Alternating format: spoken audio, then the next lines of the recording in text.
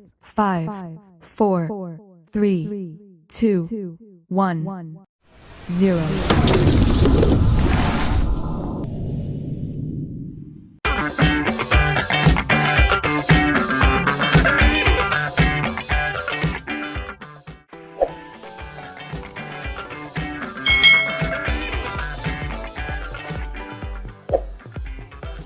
Hai, selamat datang di channel YouTube Kak Citra. Apa kabar adik-adik semuanya? Apakah kalian siap hari ini belajar bersama Kak Citra? Hari ini kita masih belajar di tema 7 tentang kepemimpinan, subtema 3, ayo memimpin pembelajaran yang ketiga. Mari adik-adik kita belajar dengan penuh semangat ya. Bergotong royong menandakan bahwa kita saling membutuhkan dan bukan makhluk yang paling sempurna. Siapkah kamu menjadi pemimpin yang dapat menghargai sesama? Harus siap ya adik-adik ya. Kalau kalian menjadi pemimpin harus menghargai sesama. Bacalah teks pidato berikut ini. Kemudian lakukan perintah dari teks yang ada di bawahnya. Di sini ada teks pidato adik-adik, mari kita baca bersama-sama. Bapak dan Ibu guru serta seluruh karyawan SD Palapa yang saya hormati, tidak terasa sudah 1 tahun saya menjalankan kepercayaan dari Bapak dan Ibu untuk memimpin koperasi karyawan kita. Sudah beberapa tahun kita bersama-sama merasakan manfaat organisasi kecil kita ini. Perlu kita ingat kembali bahwa tujuan mendirikan koperasi bukan untuk mencari keuntungan. Koperasi karyawan kita dirikan untuk meningkatkan kesejahteraan bersama. Semua anggota memiliki kesempatan yang sama untuk menikmati hasil atas berkembangnya usaha bersama ini. Bapak dan Ibu, kekeluargaan dan kebersamaan adalah modal utama dalam koperasi ini. Peduli terhadapnya jalannya usaha koperasi menjadi kewajiban tiap anggota, bukan hanya tugas ketua atau pengurus. Semua memperoleh kesempatan untuk belajar.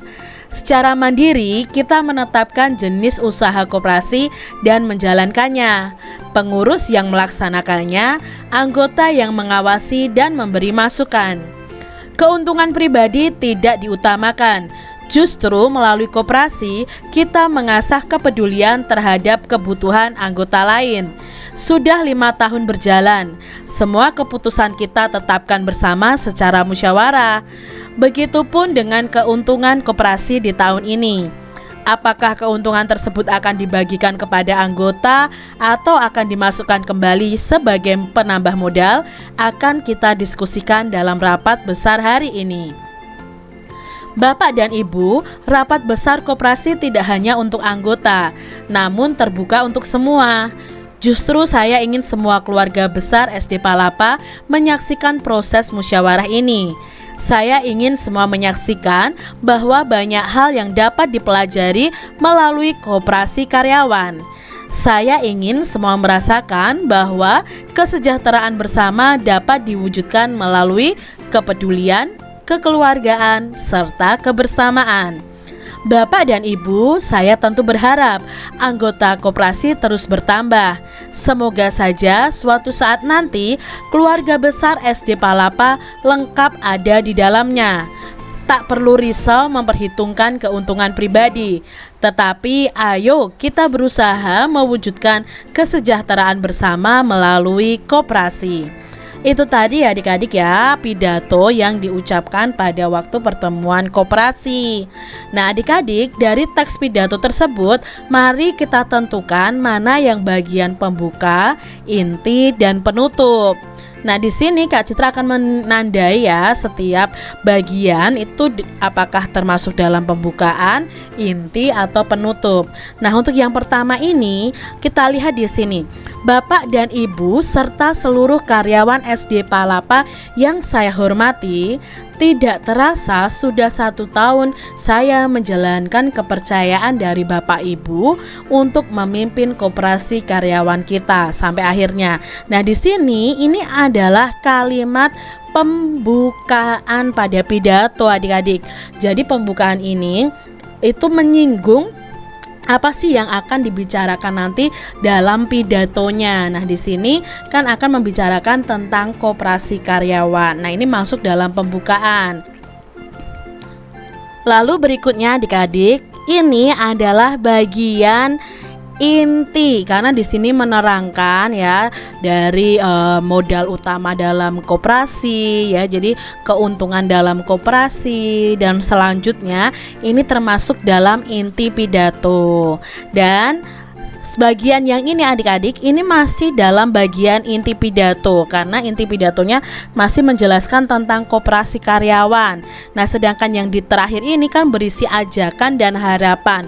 Berarti di sini adalah penutup pidato. Nah, harapannya mana ini? Semoga saja suatu saat nanti keluarga besar SD Palapa lengkap ada di dalamnya.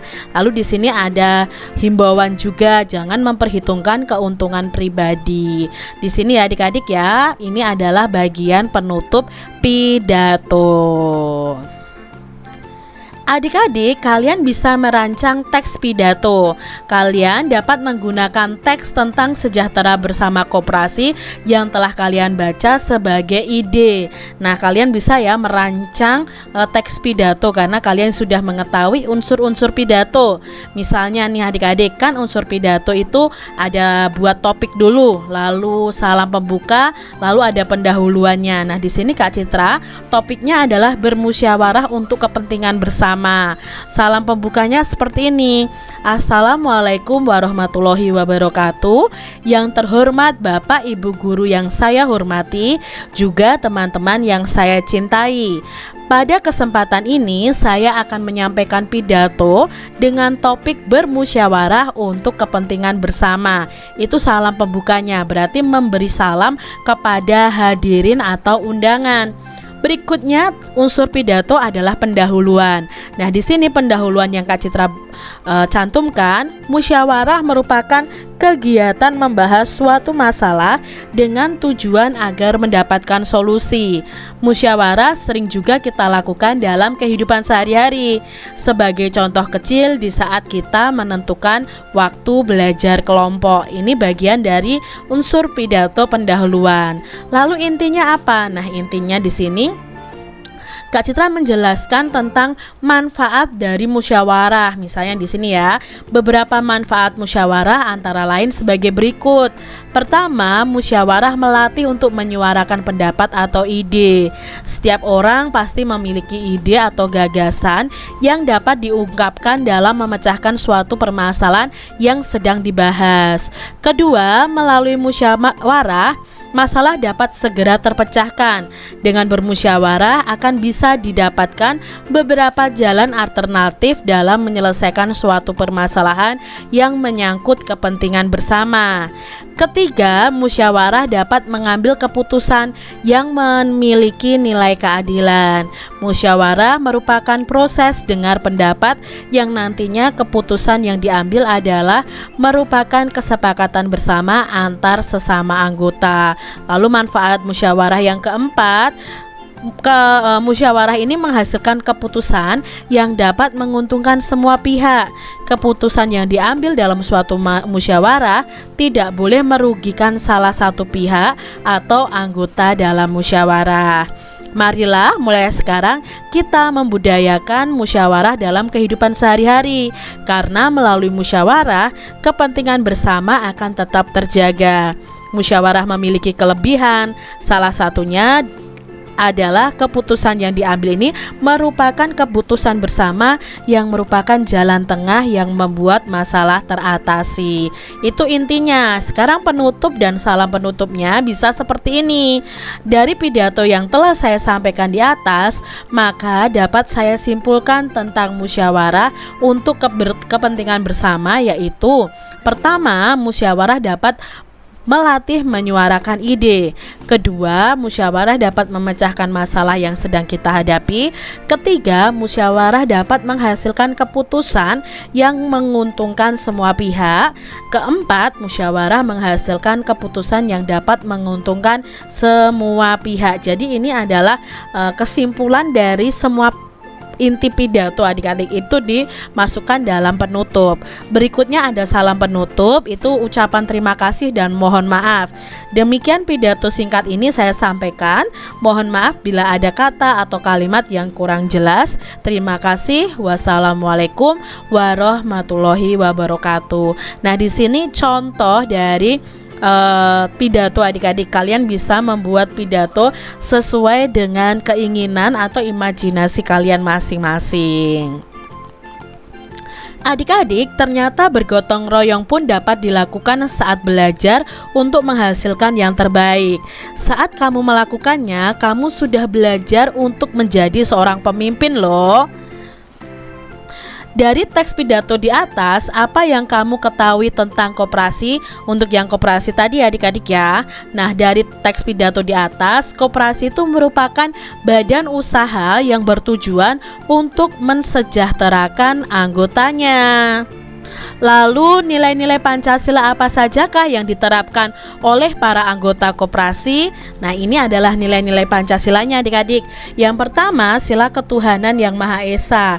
Nilai yang diterapkan adalah keanggotaan koperasi secara umum itu tanpa membeda-bedakan agama dan kepercayaan yang dianut. Setiap pelaksanaan kegiatan koperasi juga tidak boleh terlepas dari norma-norma agama yang telah ditetapkan. Yang kedua, sila kemanusiaan yang adil dan beradab.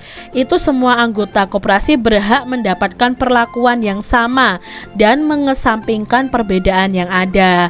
Nah, dalam sila kedua ini harus bersikap adil, menghargai hak dan kewajiban anggotanya, dan bersikap tenggang rasa perlu diterapkan dalam keanggotaan koperasi. Yang ketiga, sila persatuan Indonesia, itu anggota koperasi perlu menanamkan sikap rela berkorban, cinta tanah air, dan menjaga persatuan antar anggota koperasi itu sendiri. Nah, di koperasi itu juga menerapkan sila keempat, yaitu kerakyatan yang dipimpin oleh hikmat kebijaksanaan dalam permusyawaratan perwakilan. Nilai yang diterapkan apa? Koperasi itu dikelola secara demokratis. Pengambilan keputusan dalam koperasi itu melalui musyawarah adik-adik. Nah, musyawarah itu akan menghasilkan mufakat di suatu rapat anggota. Juga pemegang kekuasaan tertinggi dari koperasi adalah keputusan rapat anggota koperasi. Lalu dalam koperasi itu juga menerapkan sila kelima Pancasila, yaitu keadilan sosial bagi seluruh rakyat Indonesia. Nilai yang diterapkan apa? Nilai yang diterapkan adalah koperasi bekerja tidak hanya untuk kepentingan anggotanya saja, tetapi juga untuk kepentingan masyarakat di sekitar koperasi. Sisa hasil usaha yang timbul akibat dari pemberian pelayanan terhadap anggota. Sisa tersebut dibagikan dengan adil sesuai dengan jasa partisipasinya kepada koperasi. Adik-adik, perhatikan gambar di bawah ini. Apakah ini ya adik-adik ya? Kalian kalau mengamati ini gambar apa ya? Adik-adik, kedua gambar ini merupakan bagian dari kampus perguruan tinggi ternama. Nah, gambar yang kiri ini adalah kampus Nanyang Technology University di Singapura. Gambar yang kanan ini merupakan kampus Universitas Indonesia atau UI di Depok. Nah, banyak mahasiswa NTU atau Nanyang Technology University ini berasal dari Indonesia. Sebaliknya, banyak pula mahasiswa yang belajar di Universitas Indonesia itu berasal juga dari luar negeri. Berarti ada pertukaran pelajar nih adik-adik. Nah, di sini kita akan belajar tentang posisi dan peran Indonesia dalam kerjasama di bidang pendidikan dalam lingkup ASEAN. Nah, di sini adik-adik, kerjasama sektor pendidikan di ASEAN dilakukan oleh Komite ASEAN untuk Pendidikan atau ASEAN Committee on Education. Nah, komite ini memfokuskan pada upaya mensinkronkan standar ijazah, memperkuat dan meningkatkan keterampilan keterampilan dan ilmu pengetahuan pemuda-pemuda di ASEAN. Untuk mendukung pencapaian tersebut, negara-negara ASEAN ini melakukan kerjasama sebagai berikut. Yang pertama, mendorong hubungan kerjasama di bidang pendidikan dan pelatihan di berbagai tingkat pendidikan. Yang kedua, mendorong organisasi dan sekolah di tiap-tiap negara mencari mitra kerjasama di kawasan Asia Tenggaranya. Lalu yang ketiga, mengikuti pertukaran pelajar tadi adik-adik atau mahasiswa untuk meningkatkan kualitas sumber daya manusia. Mengadakan lokakarya atau mengundang dosen untuk memberikan kuliah di universitas negara lain. Lalu ada menjalin kerjasama di bidang akademis dengan negara-negara di kawasan Asia Tenggara. Itu tadi adik-adik ya, peran pendidikan di ASEAN ya. Walaupun berbeda negara, kita bisa bertukar pelajar. Untuk pelajar Indonesia bisa belajar di Singapura, pelajar dari Singapura bisa belajar di Indonesia. Itu terjadi pertukaran pelajar atau mahasiswa. Jadi semakin banyak orang yang bisa belajar dari bangsa kita atau dari bangsa lain. Nah, saat memimpin terkadang kita banyak menemui perbedaan pendapat. Namun perbedaan pendapat itu dapat diselesaikan dengan musyawarah. Bukankah musyawarah adalah bagian dari nilai-nilai kepemimpinan? Iya ya adik-adik ya, musyawarah itu bagian dari nilai-nilai kepemimpinan. Pemimpin yang bijak adalah pemimpin yang tidak merasa dirinya paling hebat, tetapi dia harus bisa mengutamakan kepentingan bersama. Kalian harus tahu ya, kalau kalian ingin menjadi pemimpin harus mengutamakan kepentingan bersama. Demikian tadi adik-adik pembahasan kita di tema 7 subtema 3 pembelajaran yang ketiga. Semoga video pembelajaran ini bermanfaat untuk adik-adik semuanya dan sampai jumpa lagi di video pembelajaran Kak Citra selanjutnya. Tuhan memberkati. Jangan lupa tekan tombol subscribe, lalu tekan loncengnya, tekan juga tombol like, lalu share ke media sosial kalian. Jangan lupa untuk ikuti media sosial Kak Citra. Terima kasih.